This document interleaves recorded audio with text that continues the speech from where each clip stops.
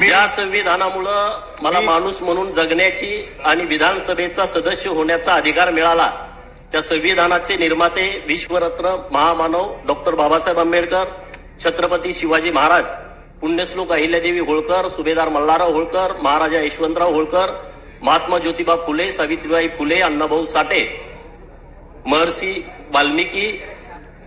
महात्मा बसवेश्वर या सर्व महामानवांना विनम्र अभिवादन करून मी गोपीचंद हिराबाई कुंडलिक पडळकर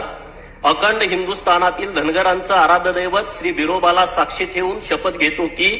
कायद्याद्वारे स्थापित झाले आहे अशा भारताच्या संविधानाबद्दल मी खरी श्रद्धा व निष्ठा बाळगीन, भारताची सार्वभौमत्वता व एकात्मता उन्नत राखीन आणि आता जे कर्तव्य मी हाती घेणार आहे ते निष्ठापूर्वक पार पाडीन। जय भीम, जय मल्हार, जय भारत, बाळू मामाच्या नावानं सांग भलं।